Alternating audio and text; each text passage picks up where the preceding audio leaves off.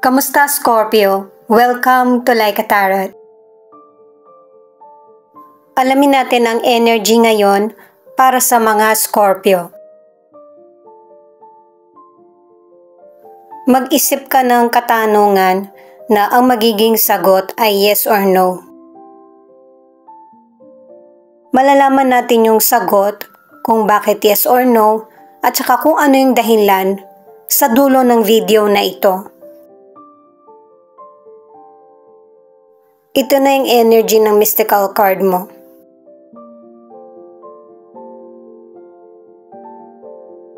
Ibig sabihin nito ay malapit mo nang makamit yung mga katuparan ng pangarap mo. Magkakaroon ng bagong simula, potential growth, clarity, at saka ito na yung time ng pag-let go sa mga luma mong nakagawian. At saka sign din itong pinto na to na mag-ingat sa akala mong totoo na pwedeng person or kwento. Kung ikaw yung hindi nakagawa ng mabuti sa kapwa mo, pinapakita sa pinto na to na nakakaramdam ka ng yung bang kalungkutan or nagigilty ka. Lahat naman ng bagay ay naaayos sa tamang panahon. Ipakita mo na sincere ka. Huwag mong hayaan na yung kalungkutan o kaya pagsisisi ang makahadlang sa ikasasaya ng buhay mo. Kung ano man yung gumugulo sa isip mo na sitwasyon, ay magkakaroon ng linaw ang lahat kahit hindi mo suriin. Paalala para sa mga bagong viewers na ang reading na ito ay timeless reading. General reading at guide po lamang kaya hindi po magre-resonate sa lahat. Kunin mo lang yung akma sa sitwasyon mo at kung kailan mo ito napanood yun ang start ng 1-week reading para sa iyo. Ikaw na bahala magpalit kung si person mo ito o ikaw. Alamin natin ang energy ng karir mo, ng financial at ng kalusugan. Two of Pentacles, the Magician in reverse, Nine of Wands in reverse. May ilang Scorpio na nakabalik ka na sa trabaho mo or magbabalik ka pa lang at sa pagbabalik mo, tambak yung trabaho mo. Ang dami mong aasikasuhin. At hindi ka nagrereklamo at ito yung magiging dahilan para maging unbalance yung pamumuhay mo, yung oras mo sa sarili at saka sa family mo or sa person mo. At ang advice ng mga cards, magsabi ka kapag hindi mo kaya kasi mukhang cycle na yung nangyayari. Nauulit lang na nauulit na ikaw yung palaging busy. Hindi ka mareklamo at saka kapag ka inutos mo, kailangan nagagawa ng tama or ayaw mo nang nagrereklamo sa iyo kaya ikaw na lang ang gumagawa. Sa career or negosyo, magaling ka naman sa trabaho mo o kaya sa negosyo pero mag-ingat ka sa manloloko or hindi maaasahan na katuwang or katrabaho. May ilan na kaya hindi ka nagrereklamo kasi isang sabi mo lang ang dami nang bumalik sa iyo. Dumarami yung problema sa career o negosyo at saka nagkakaroon din ng kompetisyon. Napapansin mo ito pero hindi yun yung goal mo yung makipagkompetensya. Ang goal mo yung ma-achieve, yung mga gawain mo ay matapos. Para sa ilang single, itigil na yung attitude na hindi ka naman talaga ready pero nagpapakita ka ng interes sa potential person. Hindi ka magiging successful na makahanap ng totoong partner kung ganon. 3 cards yung nagsasabi na hindi ka nagseseryoso sa relasyon. Kung may dumating, okay lang sa'yo. Pero hindi ka magseseryoso or hindi magtatagal yung relasyon. Ang ilan na nasa relationship dahil sa busy ka ay hindi mo nabibigyan ng atensyon yung person mo kaya lumalayo yung loob niya sa iyo. Ayusin yung misunderstanding sa relationship at wag mong sisihin yung person mo kasi responsable ka din. 3 of Swords, 2 of Wands, Ace of Wands. Pwedeng person mo ito or kakilala, family member or kaibigan na nagkakaroon kayo ng matinding misunderstanding. At saka marami na ring nasasabing hindi magandang salita. Dito sa mga cards, kahit tahimik ka, gumagana yung isip mo kung anong desisyon ang pwede mong magawa para matapos yung problem. Malapit man yung person na tinutukoy or malayo sa iyo. At magkakaroon ka na ng final decision na may fairness sa iyo at dun sa person. Ang ilan sa inyo sa financial, merong person na sinira ang tiwala mo. At kung hindi pa ito nangyayari, umiwas na maglabas ng malaking financial, lalo na't kung hindi naman ikaw yung mag-aasikaso, nasa malayong lugar ka. Kasi kung ikaw yung mag-aasikaso ng financial mo, maraming pabor na opportunities na mas magagamit mo ng tama yung financial mo. At saka, may ilan na isusoli na kung ano yung nahiram sa iyo. Kung nagkaroon man ng problema sa financial noon, ngayon may mga positive results na hindi mo rin inaakala na mangyayari sa iyo.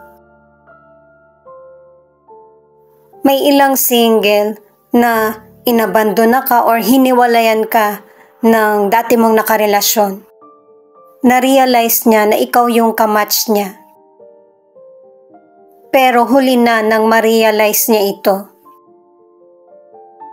Kasi may ilang Scorpio na nagdesisyong maging single lang muna. Pero may darating na bagong person na magbibigay saya sa buhay mo. Ang ilan na nasa relationship, yung person mo ay meron siyang ibang nakarelasyon pero hindi kayo natuluyang magkahiwalay. Kasi naayos pa nga yung relasyon nyo kasi nangako siya sa iyo ng pagbabago. King of Cups, King of Wands, at the World. Merong 2 person na nagpoprotekta sa iyo. Pwedeng boss mo, loved ones, yung tatay mo o kaya father-in-law, kapatid. Patas itong 2 person na ito sa mga decision. At saka maganda ring halimbawa sa iyo. Peacemaker siya, maka-Diyos at saka mahilig sa music.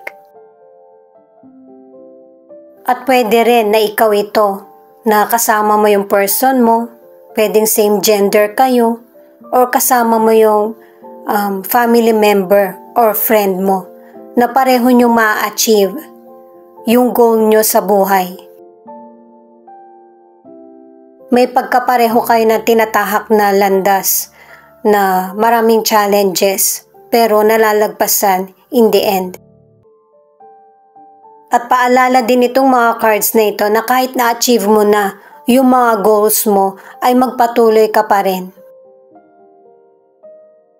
Kasi sa kalusugan, 3 cards na yung nagsasabi na malakas yung pangangatawan mo, normal yung kalusugan mo, healthy ka. Kung meron ka mang naging operasyon Mabilisan lang ito at saka hindi komplikado. Para sa ilang single, makakahanap ka na ng kamatch mo. Person na mature mag-isip or mas may edad sa iyo. At may mga single na kaya hindi mo pa mahanap yung potential person na para sa iyo kasi nakatira siya sa ibang bansa.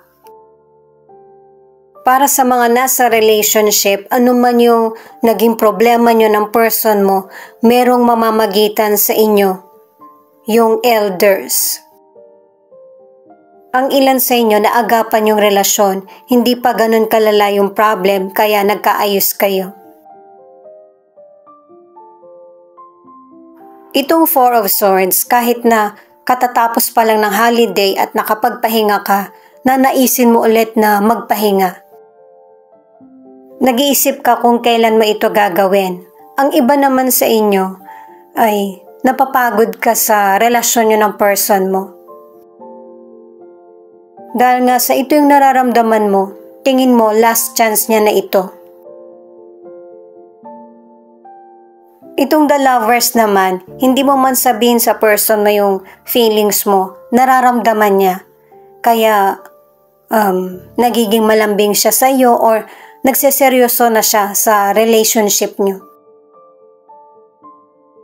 Pareho kayo ng interest pero isa sa gusto niyang maintindihan mo ay magkaiba kayo ng paniniwala. Kaya pareho na kayo na rerespetuhin kung ano man yung feelings or gusto ng karelasyon. Pareho na kayong willing na mag-commit sa relationship.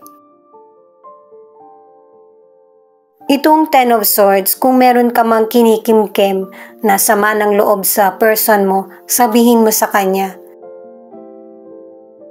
Naka-3 cards ka na hindi pwedeng isa lang sa inyo yung willing na mag-commit. Kasi nabaliktad yung person mo gusto niya nang magseryoso, pero ikaw napagod ka na. At kahit dito sa huling cards, ay pinapakita na merong person na guilty, nagsisisi sa mga nagawa. Ito na yung magtanong ka na ang kasagutan ay yes or no. I-post mo yung video para makapag-isip ka kung ano yung tanong mo.